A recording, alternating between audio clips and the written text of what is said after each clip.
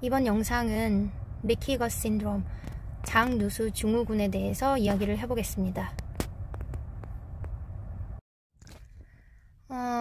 리키것에서 것이 장이라는 뜻이고요. 리키는 샌다는 뜻이에요.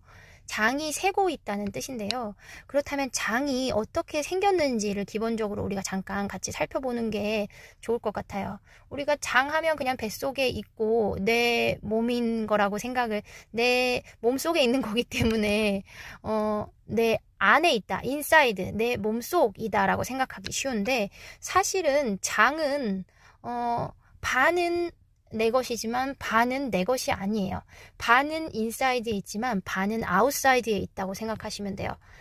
지금 이 소세지처럼 보이는 장이 이렇게 우리가 보이는 면은 사실 내 것이에요. 그렇지만 장 안쪽에 있는 음식물과 변이 지나가는 그 트랙은 사실은 인사이드가 아니에요. 입에서부터 항문까지 뻥 뚫려 있는 구조가 맞잖아요. 아웃사이드예요.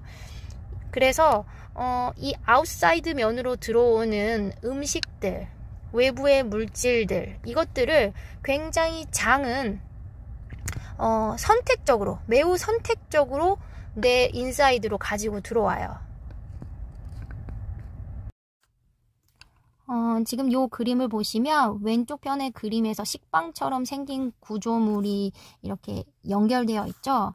이 식빵처럼 생긴 이 구조물 하나가 장벽을 이루는 세포 하나라고 보시면 돼요. 이 세포와 세포 사이에 갈색 끈으로 이렇게 묶어져 있는 형태로 그림 그려져 있는 거 보이시죠? 그 끈이 이 세포와 세포를 아주 타이트하게 헐거워지지 않도록 외부의 물질들이 내 인사이드로 맘대로 들어오지 못하도록 타이트하게 끈으로 묶어두었어요. 그게 바로 타이트 정션이에요. 이 타이트 정션으로 꽉꽉 묶여서 외부에 들어온 물질이 함부로 내 인사이드로 접근을 할 수가 없어요. 지금 이 파란 동그란 알갱이와 노란색 길쭉한 알갱이 보이시죠? 얘네들이 우리 몸속으로 들어오면 안 되는 바이러스와 박테리아예요. 얘네들은 구조가 상당히 크고 해서 이 세포를 뚫고 아래쪽 보시면 혈류가 바로 흐르고 있죠. 세포 밑으로. 이 혈류 안으로 유입되지가 않아요. 이 건강한 장벽을 이루고 있는 상태이면 절대 이런 크기가 큰 입자들은 침투를 할 수가 없어요. 그런데 이 오른쪽 편을 보세요. 이 세포들도 굉장히 망가져 있는 상태고, 세포와 세포 사이를 타이트하게 묶어주던 타이트 정션이 끊어져 있어요. 그러다 보니까 들어와서는 안 되는 이 파란색 알갱이와 초록색 알갱이가 세포를 통과해서 혈류 내로 유입이 되는 거 보이시죠? 이런 상태가 되는 것을 리키것이라고 해요. 그럴 때 지금 보시면 이 파란색 알갱이, 이 노란색 알갱이가 우리에게 굉장히 병원성을 띠는 그런 바이러스나 박테리아라면 우리는 쉽게 감염이 되게 되겠죠.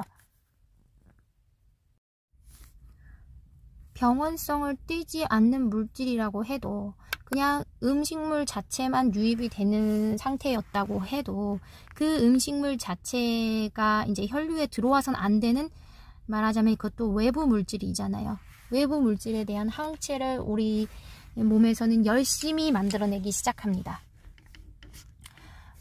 그런데 다행히 그 항체들이 그냥 항체만 만들어내고 별달리 크게 문제를 안 일으키는 상황 정도면은 그나마 괜찮은데, 음식물이나 박테리아, 바이러스가 유입이 됐는데 그 구조에 대해서 항체를 만들고 봤더니 그 항체가 우리 몸의 어느 구조에도 굉장히 잘 맞더라는 거죠. 그렇게 되면 그 항체는 우리 몸을 향해서 방아쇠를 당깁니다.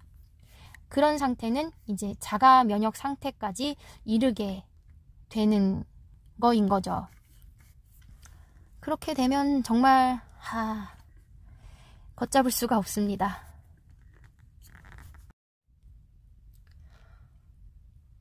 이 장누수 상태가 반드시 바로 병적인 상태로 연결되지는 않을 수 있어요. 그렇지만 병적인 상태로 만들어질 수 있는 잠재적인 소인을 지속적으로 끊임없이 만들어내고 있을 수 있다는 거죠. 눈에 보이지 않는 곳에서 계속 그런 상태가 만들어지고 있는 거죠. 만약에 그때 만들어진 항체가 나의 뇌를 타겟으로 한다면 나의 BBB, 혈뇌 장벽까지 타겟으로 한다면 혈뇌 장벽 같은 경우는 이 장벽보다 훨씬 더 셀렉티브, 선택적으로 물질을 유입을 시켜요. 왜냐면 뇌를 안전하게 보호하기 위해서. 그런데 장누수로 인해서 만들어진 항체가 나의 BBB를 타겟으로 하고 있다면 BBB도 헐거워지는 거예요. 리키 BBB도 생기는 거죠. 그렇게 되면 사실 뇌를 보호하기 위해서 만들어진 장치인 BBB가 열리는 상태가 되기 때문에 굉장히 위험할 수 있는 상태가 만들어지는 거예요. 뇌 안으로 뭐든지 유입이 될 수 있다. 무서운 얘기죠. 어쩌면 우리 아이들도 그런 상태에 놓여 있을 수 있습니다. 거의 얘기가 이제 반복될 거예요. 지금까지 한 얘기가 거의 대부분이에요. 장벽은 절대 들어와서는 안 되는 애들은 못 들어오게 막고 있고, 우리에게 필요한 것들은 흡수될 수 있도록 굉장히 효율적인 장치를 만들어 놨어요. 바로 이 세포들의 연결전, 장벽을 이루고 있는 세포들이 연결 바로 아래쪽으로는 혈류가 흐르면서 필요한 이런 뉴트리션들을 빠르게 효과적으로 뽑아서 들어갈 수 있도록 그런 구조를 만들어 놨어요. 그리고 이 음식물과 지나가는 이런 음식물과의 접촉 면적을 늘리기 위해서 지금 이렇게 손가락처럼 생기는 구조, 이걸 빌라이라고 하는데, 이렇게 손가락처럼 이렇게 생긴 구조로 만들어 놨어요. 그리고 그 세포 하나하나에도 보시면 그 세포 하나에도 손가락과 같은 요 구조가 또 달려 있어요. 그거를 마이크로 빌라이라고 해요. 요런 구조를 만들어서 접촉면을 효과적으로 늘리는 거죠. 그래서 효과적으로 영양소를 흡수할 수 있는 상태를 만드는 거예요. 그리고 이 마이크로빌라이 사이사이에는 엄청난 양의, 제가 말씀드렸죠, 우리 인체의 세포 수보다 많을 수 있다고, 엄청난 양의 마이크로바이옴들이 요곳에서 살고 있어요. 걔네들이 집이에요. 여기서 살고 있는 거예요. 여기서 살면서 걔네들이 분비하는 분비 물질들이 우리가 먹는 음식들을 분해하기 시작해요. 얘네가 분비하는 것들이 바로 엔자임이에요. 우리가 소화기관에서만 나오는 소화효소가 있는 그것만 있는 것이 아니라 여기서 살고 있는 이런 마이크로바이옴들이 엔자임을 뿜어서 음식물을 분해시키고 우리 적절하게 필요한 우리 그 장환경에 필요한 또 숏체인 패티 애시드, 그러니까 단세 지방산들도 만들어내고, 그런 것들을 이용해서 장환경이 깔끔하게 유지가 되고 건강 상태를 유지할 수 있게, 그리고 외부 물질에 대한 이런 방어 상태를 만들 수 있게 도와주는 거예요. 그리고 그런 마이크로바이옴들의 엔자임을 분비를 하면서 탄수화물류도, 사실은 탄수화물 분해가 빠르게 이제 여기를 통과하면서 분해가 돼야 돼요. 그렇지만 요 공간을 통과하면서 분해하지 못하고 밑에까지 이제 저 하반까지, 장의 하반까지 내려가기 시작하면 이제는 거기서는 이런 당류들이 그렇게 필요하지 않은데 이제 당이 존재하게 되면서 우리에게 불리한 마이크로바이옴들, 그러니까 효율적이지 못하고 오히려 큰 도움이 되지 못한, 오히려 또 이제 여러 가지 불편함을 초래하는 그런 마이크로바이옴들을 성장하게 만드는 그런 효과를 보게 되는 거예요. 그러니까 좋은 마이크로바이옴들이 이 빌라이 안에서 얘네 집에서 일을 열심히 할 수 있도록 그렇게 그런 조건이 돼야 또 장 환경이 유지가 되고, 그리고 나쁜 마이크로바이옴들이 성장하는 것도 막게 되는 그런 상태가 되죠. 그런데 얘네들이 건강하지 못하면 어떻게 되겠어요? 얘네들이 쓰러지게 되면, 이 빌라이가 쓰러지게 되면, 이 장의 염증 상태가 되면 이 빌라이들이 사라져요. 이 손가락 같은 이 손가락을 막 흔들흔들 하고 있는 이 빌라이들이 이제는 뉴트리션을, 영양소를 흡수할 수 없어요. 이 손가락이 잘려나가는 거예요. 잘려나가기도 하고 손가락이 짧아지기도 하고 그 안에 있는 솜털 같은 마이크로빌라이들도 사라지고, 그렇게 되면 뉴트리션을 받아들일 수가 없는 거예요. 염증 상태가 되면 그렇게 되는 거예요. 우리 피부에 염증 생기면 어떻게 돼요? 정상 피부와는 달라지죠. 이 정상적인 기능을 할 수 있는 피부가 어때요? 염증이 생기면 그 부분으로는 굉장히 감염도 잘 되고 쉽게 뭐랄까 세균 감염도 잘 되고 바이러스 감염도 잘 되고 그렇게 되죠. 그런 것처럼 이 장벽이 이런 빌라이들의 건강 상태가 망가지기 시작하면 점점 더 흡수도 어렵고 영양 상태도 어렵고 마이크로바이옴은 또 사라지고 이렇게 악순환을 겪게 되는 거죠. 그러면서 영양소의 흡수는 막고 리키것이 생기면은 당연히 알러지가 많아질 수밖에는 없어요. 푸드 인톨러런스, 그러니까 음식물에 대한 예민도가 생긴다는 건데요. 왜냐면 음식물의 파티클, 작은 이제 조각들이 사실은 리키것의 그 통로를 통해서 유입이 내 인체 내로 유입이 되기 시작하기 때문에 이제 알러지 반응이 직접적으로 생길 수가 있지요. 이제 즉각적인 알러지인 IgE가 생성되지는 않더라도 많은 양의 IgG, 이것은 사실 즉각적으로 발생하는 알러지를 의미하는 건 아니에요. 그렇지만 그 IgG를 많은 양을 만들어내고 있다는 것은 정상적으로는 굉장히 소량, 거의 잘 존재하지 않는 경우도 많고 소량만 우리 인체가 테스트하는 정도로만 이렇게 분석을 해놓은 정도로 타이터가 낮아야 되는데 굉장히 고효과를 보이는 거죠. 그런 경우들은 일단은 내 몸에서 굉장한 양이 유입이 되기 시작하고 그것에 대한 반응을 보이고 있다고 보시면 될 것 같아요. 그러니까 광범위하게 이런 리액션, 반응들이 생긴다는 거예요. 사실 이제 아주 작은 이제 우리 장을 통해서 유입되는 이제 물질들의 가장 작은 단위를 1달톤 정도라고 보았을 때 글루코즈 당은 180달톤, 그래서 요 정도는 다 이제 체내 들어올 수가 있어요. 아미노애시드가 한 100에서 200달톤 정도 돼요. 이제 요 정도는 정상적으로, 여기까지는 우리가 정상적으로 이제 유입이 가능한, 이제 셀렉티브하게 얘네들은 셀렉션해서 들어오는 이제 정도의 사이즈예요. 그런데 우리 몸에 이제 항원 항체 반응을 일으키는 항원 종류라든지 병원성 항원이라든지 또는 프로틴, 단백질 자체, 이런 것들을 보시면 사이즈가 굉장히 커요. 단백질 같은 경우는 적어도 60에서 80kDalton이에요. 단위가 다르죠. 어쨌든 이 정도로 사이즈 차이가 있기 때문에 이 사이즈만으로도 우리 장벽은 어느 정도 셀렉션을 할 수가 있어요. 근데 리키것이 되게 되면 이런 큰 물질들도, 큰 사이즈의 형태들도 유입이 되기 시작한다는 거예요. 바이러스나 박테리아 이런 것들 사이즈가 다양하긴 하지만 굉장히 유입이 되지 않을 수 있을 정도로 사이즈가 큰데, 이런 것들도 이제는 쉽게 내 몸으로 유입되기 시작한다는 거죠. 그러다 보니까 멀티플하게 알러지가 생기고 실제로 알러지 반응을 겪는, 심한 경우는 알러지 반응을 겪는, 즉각적인 알러지 반응을 겪는 경우들도 있게 된다는 거죠.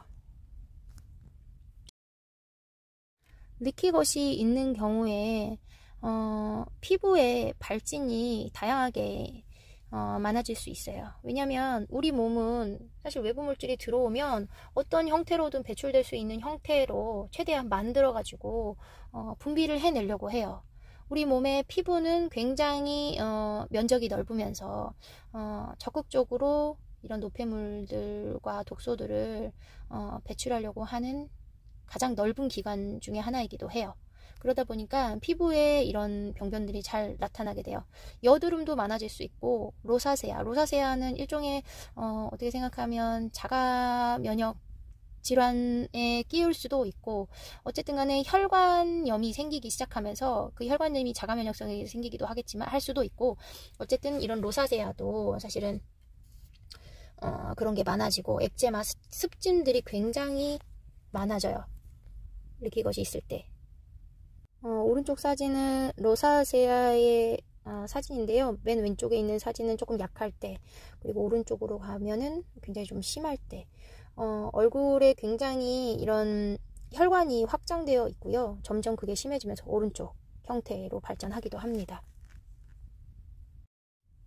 그런데 우리 아이들이 굉장히 이런 피부에 습진이나 발진을 많이 가지고 있죠. 요거는 전부 다 우리 아이들의 진단을 가지고 있는 아이들의 피부에서 보이는 발진 형태의 사진들을 좀 올려봤어요. 요것뿐만이 아니라 다양한 형태로 나타나고요. 보시면은 우리 아이들도 이런 거 굉장히 많은데 내 아이도 이랬었다 이런 생각하시는 분들 많아요. 사실 우리 지성이도 이런 거 굉장히 많았고요. 특히 우리 지성이는 해독을 하기 시작하면서 본격적으로 이렇게 스킨에 발진이 생기기 시작했던 것 같아요. 사실은 이제 그런 것들을 배출할 수 있는 능력이 없는 경우에는 오히려 이런 발진도 잘 보이지 못할 수도 있어요. 이런 발진을 보이는 상태는 해독이 뭔가 이제 피부로 되고 있다는 얘기일 수도 있는데요. 그러면서 그 피부 부분에 또 제2차 감염이 생기기 시작하죠.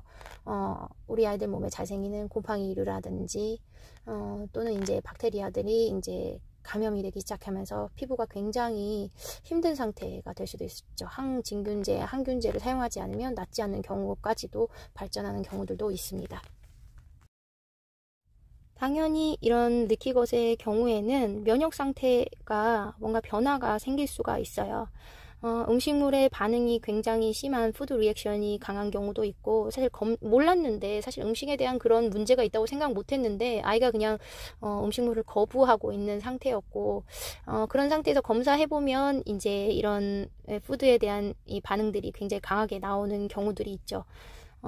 이런 반응들에 굉장히 내 몸이 에너지를 쏟아야 되기 때문에 이런 면역 체계가 쓸모없는데 에너지를 소비하면서 실제로 해야 될 일을 못하는 그런 상태가 되고, 리키것의 경우는 감염에 굉장히 취약할 수밖에 없죠. 안티젠들, 이 항원들이 굉장히 쏟아져 들어오고 또 박테리아, 바이러스도 막기 힘든 상태가 될 수 있고, 사실 음식물이 유입되기 시작되면서 그것에 대한 이제 반응이 시작되면 이제 염증이 진행하게 되어 있고요.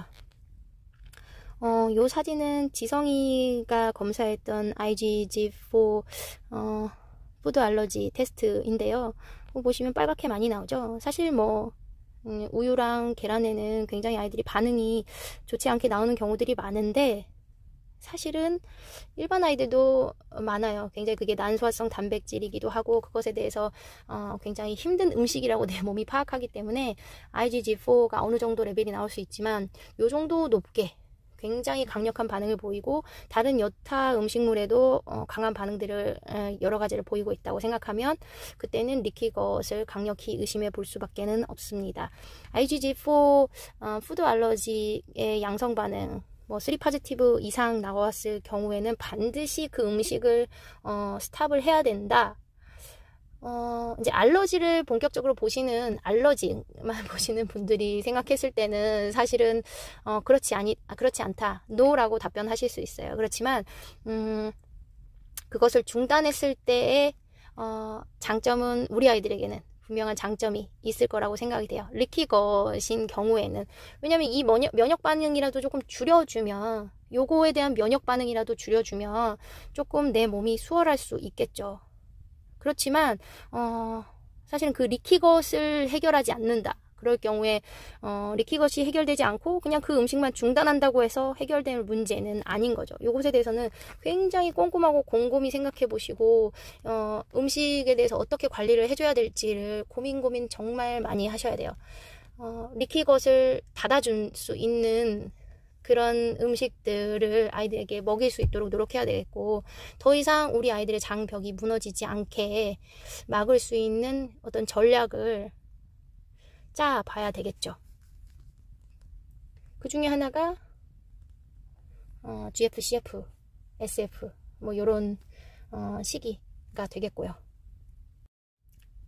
그런데 어떤 경우는 사실 리키것이 분명히 있음에도 불구하고 IgG4 테스트에서는 어떤 양성 반응을 확인하지 못하는 경우도 있어요. 대부분의 우리 아이들 보면 장 상태가 안 좋기 때문에 IgG4 그 푸드 알러지 검사를 해보면 다 빨간색이 그냥 수두룩 뻑뻑하거든요. 그런데 정말 깔끔하게 나오는 아이들도 있어요. 그렇지만 그 아이들이 정말 장이 건강한 상태인지는 고민을 좀 해봐야 되는데요. 왜냐하면 IgG4는 내 몸에서 만드는 면역 반응이에요. 그런데 음식물 리키것이 있어서 외부 물질이 유입되고 있는데도 내 면역계가 가만히 있는 경우가 있어요. 그렇다면 그 면역 반응이 정상적일까요? 일단은 그 정도의 면역 반응을 갖고 있다는 것은 뭐가 들어와도 반응을 하지 않을 수 있다. 그러니까 내 몸은 사실 외부 물질에 싸워야 되는데 싸움을 하지 않고 있다. 그런 상태일 수도 있다는 거. 그러니까 말하자면 더 심하다고 얘기하기는 어렵겠지만 다른 면에서 분명히 문제가 있다고 생각을 해봐야 되는 거죠.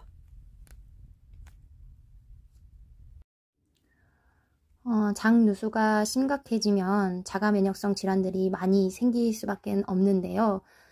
이 자가면역 질환이라는 것은 셀프와 포린, 그러니까 나와 내가 아닌 것에 대한 구별을 이제 내 몸이 하기 힘들어졌다는 이야기예요.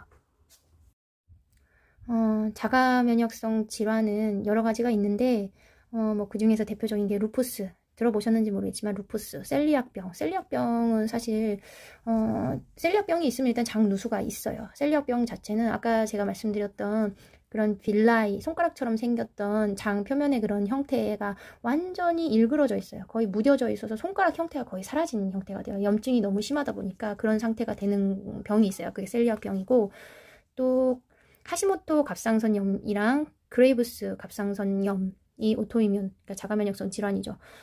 제가 하시모토 갑상선염을 앓았었고 지금은 이제 어느 정도 조금 조절이 돼서 약은 줄인 상태고요. 그리고 류마티스 관절염 정말 많죠. 지금 이 질환을 달고 있는 사람들이 본인은 아닐지 모르나 주변에 굉장히 많은 환자들이 있어요. 다발성 경화증도 그렇고 건선도 그렇고 비틸리고 백반증이거든요. 백반증 환자들도 보이지 않는 곳에, 가려진 곳에 백반증을 가지고 있는 사람들이 굉장히 많아요. 자가면역성 질환을 가지고 있는 사람들이 현대인들은 굉장히 많습니다. 그 이유가 현대 산업사회가 되면서 나와 내가 아닌 것을 구별해야 될 일이 너무나 많아진 거예요. 복잡하고 다양해지고. 우리 미세먼지만 해도 그렇고 우리가 먹는 음식물들, 가공식품들 보면은 사실은 그 성분들 따져보면 더 이상 이것을 음식, 푸드라고 할 수 있나 싶은 그런 가공식품들이 굉장히 많아요. 과자류들도 마찬가지고. 그런 것들을 우리가 늘상 아무렇지 않게 먹고 있다는 거죠. 그런 것들이 들어오면 들어올수록, 우리 몸에 노출이 되면 노출이 될수록 이게 나인지 내가 아닌 것인지 구별하기가 굉장히 힘들어지고 할 일이 굉장히 많아진다는 거죠. 그러다 보니까 병이 생겨나는 거죠. 일단 장 누수가 생기면 장 환경 자체가 좋은 마이크로바이옴이 살기 어려운 환경이 될 수밖에 없어요. 그래서 이런 마이크로바이옴의 임밸런스, 그러니까 어떤 밸런스 있게 이런 마이크로바이옴들이 자리 잡고 있지 못한 상태가 되는 게 디스바이오시스예요. 디스바이오시스가 생기면 뭐 설사며 아니면 변비 증상이며 가스가 더부룩한 증상이며 이제 가스도 독하게 뿜는 증상이며 또 이제 복통 이런 것들이 동반되기도 하고 늘상 배가 부글부글하고 이런 증상들을 겪을 수가 있죠. 사실 좋은 마이크로바이옴과 이제 우리에게 좋은 영향을 주지 않는 마이크로바이옴들이 사실 공생한다고 했잖아요. 그렇다 보면 얘네들의 비율이 가장 중요한 거예요. 좋은 마이크로바이옴과 이제 득이 조금 되지 않는 그런 마이크로바이옴들의 비율은 거의 한 7대 3의 비율을 좀 두고 보는 것 같아요. 그 밸런스가 깨지게 되면 이제 어떤 게 더 이제 강하게 우세한 상태가 되느냐에 따라서 장 건강이 좌지우지가 되는 거죠. 이 디스바이오시스가 되면 생기면 크레이빙스가 뭐냐면 음식에 대한 갈구예요. 갈구가 굉장히 심해지는 거예요. 그러다 보니까 이 갈구라함이 이게 사실은 이제 좋은 마이크로바이옴들은 이런 갈구를 만들지 않아요. 정상적으로 이제 적절하게 배가 부르면 배가 고프면 먹고 배가 부르면 그만 먹고 이런 것들을 정상적으로 할 수가 있게 되는데 이 우리 몸에 좋은 영향을 끼치지 않는 이런 안 좋은 마이크로바이옴들이 이제 우세하게 되면은 자기가 먹고 싶은 거를 요구를 하는 거예요. 그러다 보니까 탄수화물, 당류들 이런 것에 대한 굉장한 갈망이 생기고 이 식욕 자체를 컨트롤하는 능력이 좀 떨어져요. 실제로 이 마이크로바이옴들이 브레인에 어떤 영향을 주면서 이것이 이런 배부르고 만족감을 느끼고 이런 세타이어티 패스웨이의 어떤 작용을 한다고 연구가 많이 되고 있는 것 같아요. 그런 보고들이 있고 이 좋지 않은 마이크로바이옴들이 이제 만들어내는 이런 톡신들, 이런 독소들이 그런 영향을 준다라고 얘기를 하고 있고 또한 이제 우리 위장관의 증상, 위장관의 움직임이나 이런 것들을 뇌에서 지시하는 그리고 위장관의 상태를 뇌가 다시 받게 되는 이런 신경이 베이거스 너브, 미주신경이라고 하는데요. 이 미주신경에도 영향을 주면서 여러 가지 안 좋은 이런 디스바이오시스의 증상들을 보이게 됩니다. 장 누수가 있는 경우에 또한 브레인 이슈를 가지고 있어요. 이 뇌에 어떤 영향을 미쳐서 뇌에 문제가 있는 증상들을 보인다는 거죠. 두통이 잦아지고 이런 기억력이나 이런 것들이 좀 떨어져요. 그리고 브레인 포그, 이게 뭐 건망증이라고 하면 견망증이라고도 할 수 있고, 예를 들면 내가 지금 뭘 하려고 그랬어. 순간 내가 방금 뭐 하려고 그랬더라? 이런 생각 하신 적 있죠? 이런 것들이 브레인의 이런 어떤 기능이, 펑션이 명확하게 잘 이렇게 뭐랄까 스무스하게, 이게 부드럽게 이렇게 진행이 안 된다는 거예요. 어느 순간 끊기면서 내가 지금 뭐 하려고 그랬었지? 이런 뭔가 이렇게 안개 낀 듯한 이런 느낌을 잘 갖게 되는 것, 이런 것들이 바로 그 뇌 기능이 조금 떨어지는 증상들이거든요. 이런 것들이 장누수가 있는 경우에 잘 나타나고, 특히 장누수가 있게 되면 BBB, 장벽이 굉장히 음식물이나 이런 것들이, 외부 물질이 우리 몸에 쉽게 침범하지 않도록 선택을 한다고 그랬잖아요. 근데 이 BBB는 더더욱 더 셀렉션을 하는 특별한 그런 장벽이란 말이에요. 그런데 이 리키 겉이 있는 경우 리키 브레인도 있을 가능성이 높아요. 왜냐하면 리키 겉을 무너뜨리는 그런 성분들이, 그런 특징들이 이 비슷한 유사한 형태의 BBB도 쉽게 무너뜨리기 때문이에요. 그래서 리키 겉이 있는 경우는 리키 브레인이기 때문에 굉장히 브레인이 외부 물질로부터 취약해지는 거예요. 그리고 이런 박테리아, 이 세균들에 의한 마이크로바이옴들이 분비하는 이런 톡신들, 독소들에 굉장히 취약하게 되고 쉽게 영향을 받게 되는 거죠. 이런 브레인 기능에 문제가 생기는 경우에 이제 가장 흔하게 보는 것은 그렇게 증상이 심각해 보이지도 않을 수도 있어요. 어떻게 생각하면. 왜냐면 이게 프론탈 로브 앞에, 그러니까 뇌 부분에서도 앞쪽에 존재하는 부분이 있어요.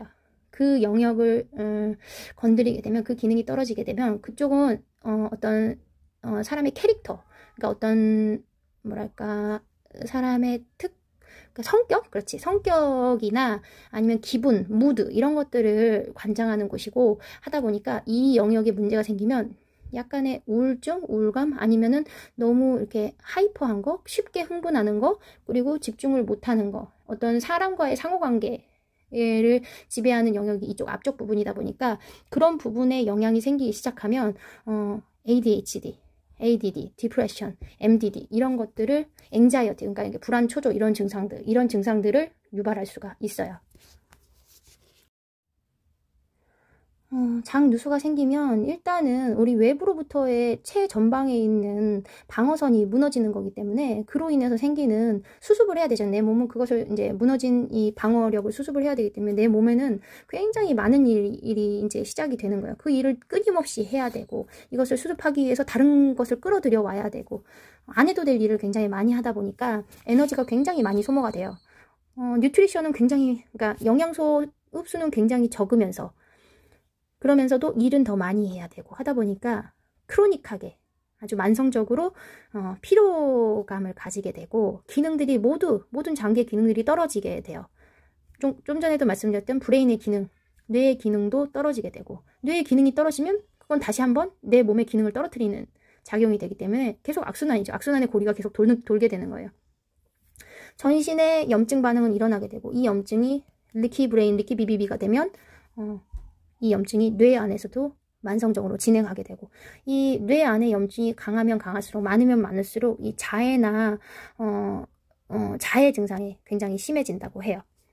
그리고 내 면역계는 계속해서 돌고 있기 때문에 에너지를 거기에도 계속 쏟아붓고 있죠. 그러다 보니 내 몸은 굉장히 피로하고 에너지는 모자라고, 그런 상태가 만성적으로 진행되게 됩니다. 그래서 우리가 이 리키 겉을 회복시키기 위해서 많은 노력을 쏟아 부어야 하는데요. 우리가 쏟아붓는 노력에 비해서 얻어내는 그런 결과물이 굉장히 보잘것없기도 하고, 이것을 회복시킨다는 게 거의 우리 손으로는 불가능한가? 이런 느낌을 받기도 해요.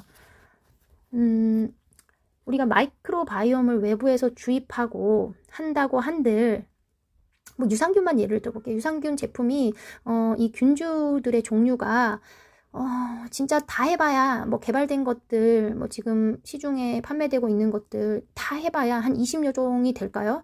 뭐 많으면 한 30여 종 되려나? 그 정도밖에 안 되는데 실제로 우리 몸에 존재하는, 우리 장내에 존재하는 마이크로바이옴의 종류는 거의 한 7천여 종에서 10,000여 종 가까이가 된대요. 그렇게 많은 다양한 마이크로바이옴이 존재해야 우리 장이 운동을 제대로 할 수 있는 거예요.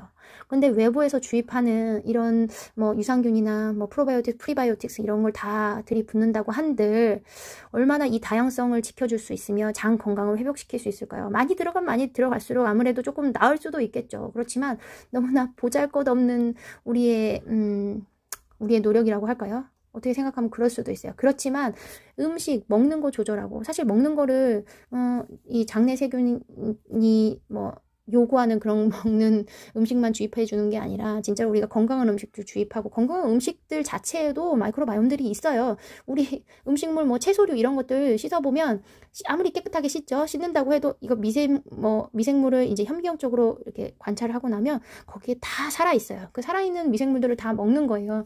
이제 그런 것들 통해서도 공급이 될 수 있겠죠. 그러니까 뭐 채소류 음식에서 다 공급을 받고 하긴 하지만 그런 좋은 것들을 살려내려면 장 환경도 좋아져야 되고 살 수 있는 조건을 만들어줘야 된단 말이에요.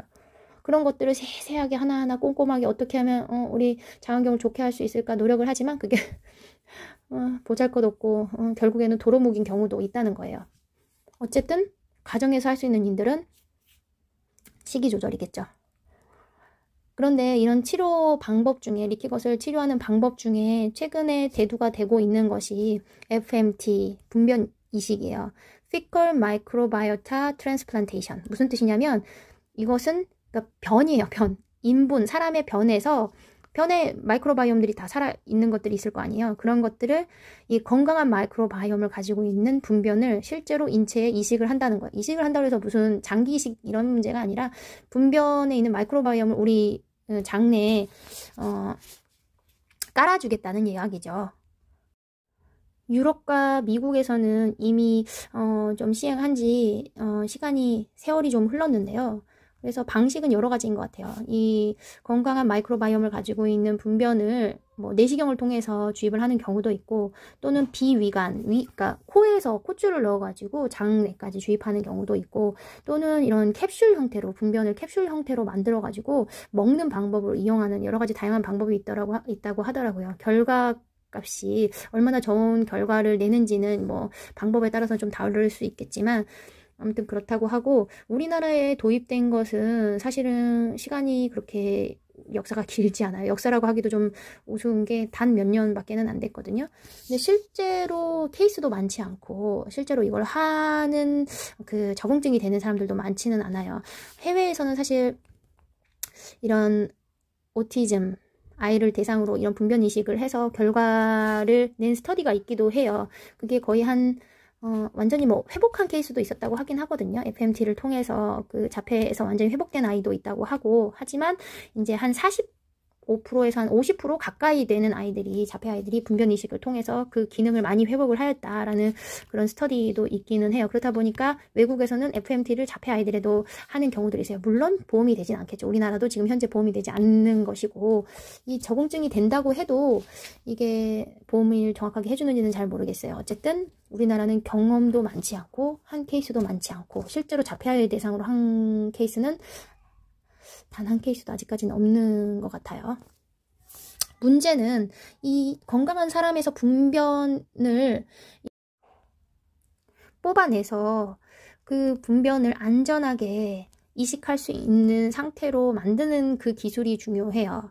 분변이 이제 밖으로 나오게 되게 되면 일단은 미생물은 급격하게 증식을 하게 돼요. 그 양적인 것도 문제가 될 수 있고, 사실은 정상 상재균이어서 별로 큰 문제가 안 되고 있고, 그 수가 많지 않았던 병원성 균이라든지 좋지 못한 균이라든지 이런 것들을 걸러내고 제거하고 우리 몸에 도움이 될 수 있는 마이크로바이옴만 이식하는 그런 상태를 만들어야 되는데, 그 기술이 아직까지는 우리에게 확보가 되어 있지 않는 것 같아요. 그러니까 앞으로도 많이 연구가 돼야 되고 많이 발전이 돼서 이제 그런 기술까지 다 확보가 됐을 때 안전하게 시행해 볼 수 있겠죠. 그래도 보험은 되지 않을 것이라는 것. 것은 보험이 되는 것은 쉽지 않을 것이라는 건 맞는 것 같아요. 그리고 또 사실 FMT를 통해서 사망 케이스도 있기는 해요. 왜냐하면 중요한 것이 그것이랬잖아요. 좋은 변을 확보하는 것, 그리고 좋은 변을 잘 관리해서 안전한 상태로 주입할 수 있게 만들어 놓는 것, 그게 가장 중요한데, 그게 잘못된 경우에는, 또는 개인에 따라서 개인이 굉장히 취약한 이런 세균군이 있을 수 있어요. 예를 들면 우리 유산균만 먹어도 어떤 아이들에는 알러지 반응이 나타나는데 어느 아이들은 아무렇지도 않게 먹을 수 있거든요. 그러니까 개인적으로 그 마이크로바이옴이 맞지 않는 경우도 있을 수 있다는 거죠. 이게 굉장히 좋은 마이크로바이옴이라고 이렇게 잘 걸러내서 주입을 했는데도 불구하고 그 개인이 받아들이지 못하면 굉장히 위험할 수 있다는 거예요. 알츠하이머, 그러니까 치매를 갖고 있는 환자가 FMT를 한번 시행했는데 그 사람이 죽었던 것 같아요. 사망 케이스가 하나 있고, 그러니까 굉장히 이것도 사실은 쉽게 결정할 문제는 아니거든요. 우리가 할 수 있는 것을 최선을 다해서 다 해보고, 언젠가 이제 기술이 발전하여 우리 아이들이 받을 수 있는 혜택이 생긴다면 그때를 대비를 좀 해야겠죠. 저는 열심히 떠든다고 떠들고 필요하다고 생각해서 계속 이야기를 하고 있기는 한데, 부모님들이 들으시고는 굉장히 조금 어렵게 생각하시는 것 같아요. 그래도 여러 번 반복해서 얘기하다 보면은 조금 이해도가 생기지 않을까 생각합니다. 오늘도 영상 함께 해주셔서 감사합니다. 행복하십시오.